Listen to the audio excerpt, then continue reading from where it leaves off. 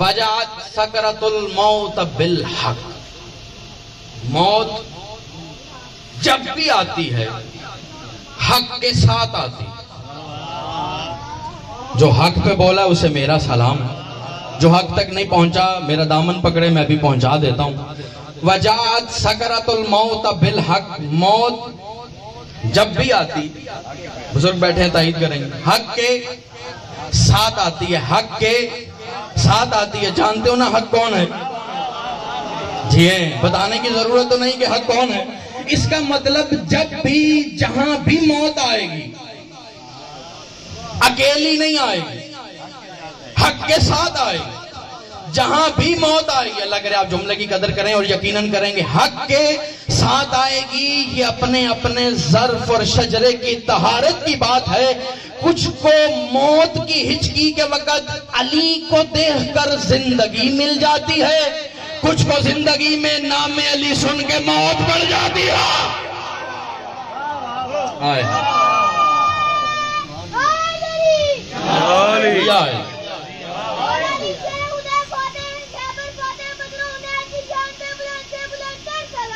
اللہم صلی اللہ علیہ وسلم۔ دیکھیں میں اکثر کہتا ہوں کہ اگر خدا نے بن مانگے دو ہاتھ دے ہی دیے تو جب بھی علی کا نعرہ لگے دونوں ہاتھ بلند کر کے لگایا کرو، تاکہ دنیا کو پتا چلے تمہارے شجروں کا تعلق غدیر کے فقیروں سے ہے، سقیفہ کے امیروں سے نہیں ہے۔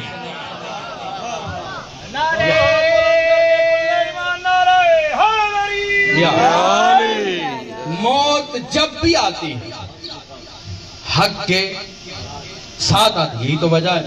مرشد علی نے فرمایا تھا یا حمدان من یموت ورنی، جو جہاں مرتا ہے علی کو دیکھ کے مرتا۔ سنی سنائی بات کرنے کا میں عادی نہیں، بس ایک دو جملے آپ کی سماعتوں کی نظر کرنے اور آپ کی رحمت تمام۔ کتنی تلقینیں ہیں جو آپ جب ابو تراب کی امانت تراب کے سپرد کرتے ہیں، کتنی تلقینیں ہیں جو پڑھتے ہیں۔ تلقین پڑھتے ہیں نا کہ جب فرشتے آئیں گے لا تخف ولا تحزن قل فی جوابہما، جب وہ تیرے پاس آئیں تو اس سے سوال کریں تو گھبرانے کی ضرورت نہیں، ان کے جواب میں بتانا اللہ جل جلالہ ربی محمد و نبی جی قرآن و کتابی علی و امامی۔ تلقین پڑھتے ہیں کتنی ہیں؟ سلامت رہیں۔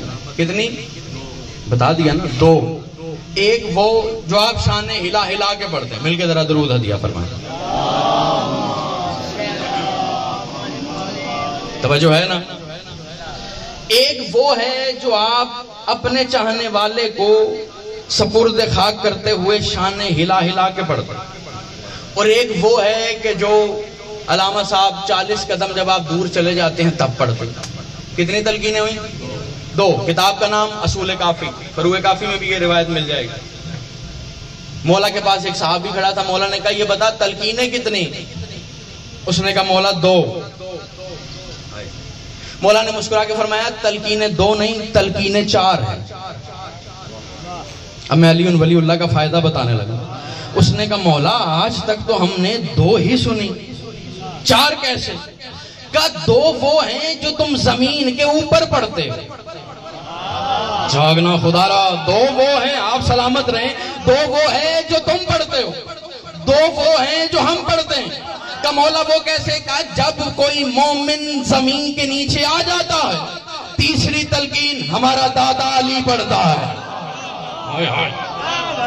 جاگیے گا، خدا کی قسم واحد ہے قوم شیعہ جنہیں موت سے ڈر نہیں لگتا، اس لیے کہ ہم نے زندگی کربلا سے مانگی ہے، ہم نے مانا انہیں ہے جو مر کے بھی مرنے نہیں دے۔ کہ مولا آپ کے دادا جو تلقین، ارادہ ہے کہ سناؤں؟ پھر ہاتھ جنہوں نے باندھے ہیں وہ خدا را کھول دیں، کیونکہ ہاتھ بندھے ہوئے اس فرش ادا پہ اچھے نہیں لگتے، کیونکہ انہوں نے ہمیشہ ہاتھ کھلوائے یا پر و بال عطا کیے۔ کہ مولا وہ تیسری تلقین جو آپ کے دادا پڑھتے وہ کیا؟ مولا نے فرمایا کہ جب مومن زیر زمین چلا جاتا اور فرشتے آ کے پوچھتے ہیں بتا من ربوں کا، من نبیوں کا، من کتابوں کا، من دینوں کا، کہ تب ہمارے دادا قریب آ کے کہتے ہیں تنگ نہ کرو، اپنوں سے بچھڑ کے آیا، بتا دے گا اس کا وہی رب ہے جو علی کا رب ہے۔ ہائے ہائے سلامت رہے آپ. اس کا وہی رب ہے جو علی کا رب ہے. پھر فرشتے پوچھتے ہیں من نبیوں کا، بتا تیرا نبی کون؟ علی پھر مسکرائے کہتے ہیں تنگ نہ کرو، بتا دے گا. وہی نبی ہے جو علی کا نبی ہے. ایک ایک سوال کا جواب میرا مرشد علی دیتا جاتا. آخر میں وہ پوچھتے ہیں من اماموں کا، بتا تیرا امام کون ہے؟ صادق آل محمد فرماتے ہیں یا ہمارے دادا خاموش ہو جاتے ہیں. صحابی نے تڑپ کے پوچھا مولا اس کا جواب علی کیوں نہیں دیتے؟ کہ اس لیے کہ دیکھنا چاہتے ہیں جس کی نصرت کے لیے آیا ہوں علی کو جانتا بھی ہے یا نہ، علی کو پہچانتا بھی ہے یا نہیں. اس نے کہا مولا چوتھی تلقین. آج کل دنیا کہتی ہے نا بڑا علی ولی اللہ، علی ولی اللہ کرتے ہیں. کیوں قبلہ تو گزرے بھی ہوئے ان مراحل، مولا انہیں اپنے حفظ و امان میں فرمائے. علی ولی اللہ کا فائدہ کیا ہے یہ سنیں. زندگی کے فائدے تو بہت ہیں، قبر کا ایک چھوٹا سا فائدہ بتانے لگا ہوں. صادق آل محمد فرماتے ہیں چوتھی تلقین تمہاری قبر میں ہماری ولایت پڑتی ہے، لیکن وہی ولایت پڑے گی جو غیر معصوم کی ہو.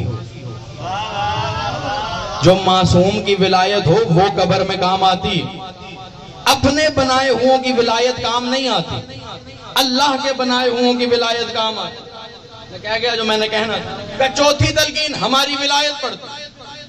اس نے کہا مولا وہ کیسے؟ اچھا یہاں ماشاءاللہ کافی لوگ موجود ہیں، جتنے ہیں کافی.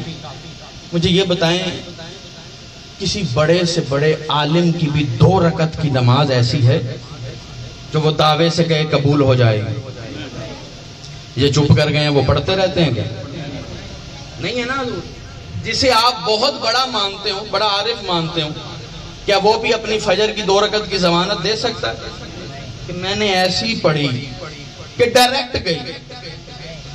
ہماری تو نمازوں کی اوقات یہ ہے کہ اگر درود نہ ہو تو منہ پہ مار دی جاتی، کسی کی جا ہی نہیں سکتی.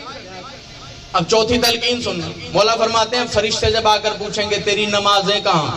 انا الصلاۃ، انا الزکوٰۃ، انا الصوم، انا الحج.